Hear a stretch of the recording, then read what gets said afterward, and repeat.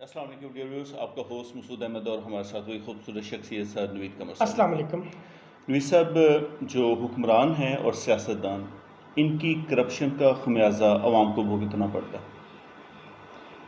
اور حکمران اور سیاستدان ان کے غلط معاہدوں کا خمیازہ بھی عوام کو بھگتنا پڑتا ہے۔ تو آپ کا کیا خیال ہے اس متعلق؟ اور ان کی غلط پالیسی کا خمیازہ بھی عوام کو بھگتنا پڑتا ہے۔ آپ بالکل ٹھیک کہہ رہے ہیں۔ اگر کسی حکمران نے بہت بڑا پروجیکٹ شروع کر دیا جس پہ خطیر رقم چاہیے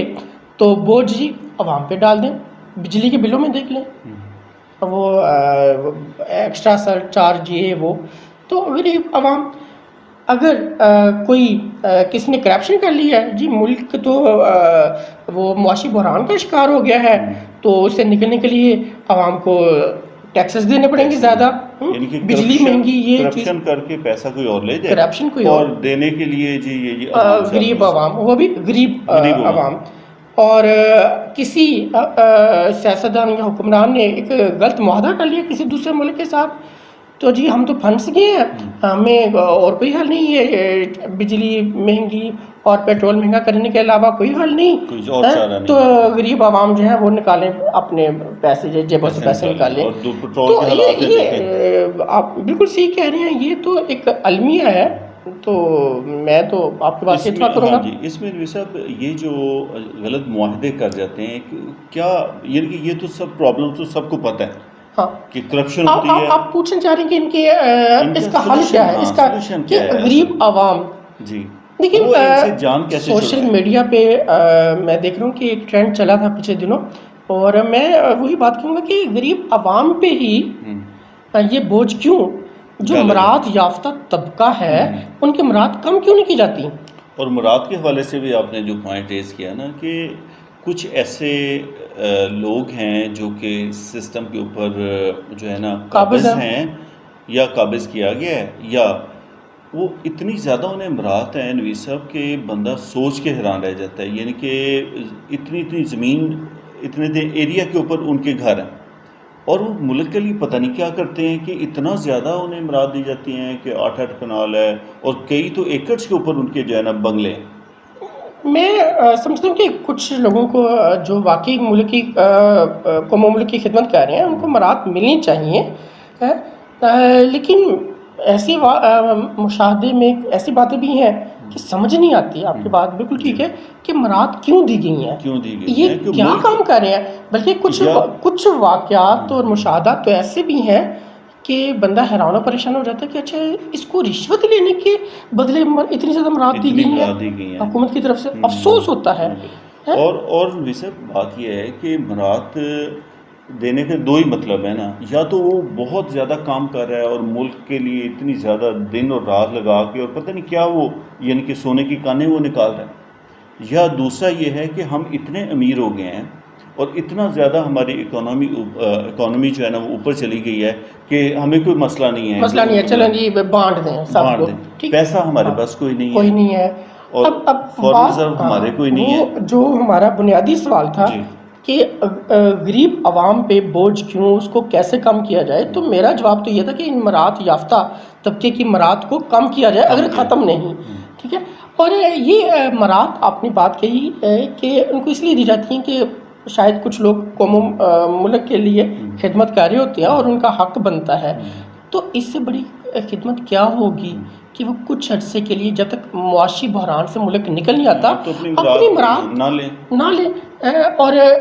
ایسی قانون سازی کی جائے کہ اس وقت تک مراد نہیں ملیں گی۔ جیسے عام ایک دیکھیں نا، ایک پرائیویٹ ادارہ ہوتا ہے، پرائیویٹ ادارے کے اندر لوگ کہتے ہیں جی ہماری سیلری کو ریز کریں، ادارہ کہتا ہے ہمارے پاس پیسے نہیں ہیں، وہ بھی خاموش ہوتے ہیں، چلو یہ پیسے آئیں گے تو ہمیں جو ہے نا، وہ ایسے شیئر ہولڈرز ہیں وہ چپ کر جاتے ہیں جی ابھی ڈیویڈنڈ کیوں نہیں ہے، کیونکہ کمپنی صحیح نہیں، ابھی چل نہیں رہی ہے، اگر اس کی پروفیٹیبلٹی اتنی زیادہ نہیں ہے تو وہ ملک کی سطح پہ ایسا کیوں نہیں، تو ملک کی سطح پہ کیوں نہیں ایسا کیوں نہیں؟ تو یہ محب وطن ہونے کا جو دعوے دار ہیں ان کو اس پہ سوچنا چاہیے، اور جو حکمران اور سیاست دان اس وقت چاہے اپوزیشن میں ہے چاہے حکومت میں ہے، وہ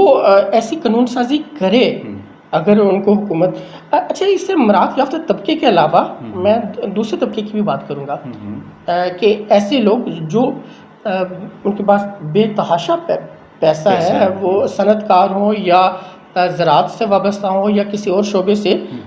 وہ جو ہے بیوروکریٹس کی میں بات نہیں کر رہا، تو یہ غربا میں نہیں آتے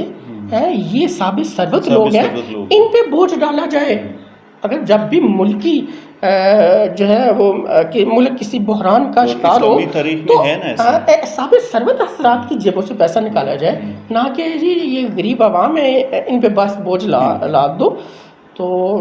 یہ اس میں جو ابھی ایگزسٹنگ گورنمنٹ ہے سپر ٹیکس والے سے آپ کیا کہتے ہیں؟ میں تو اس کو معذرت کے ساتھ، بہت سے لوگ ہو سکتا ہے مجھ سے اختلاف کریں، میں سمجھتا ہوں یہ فراڈ ہے۔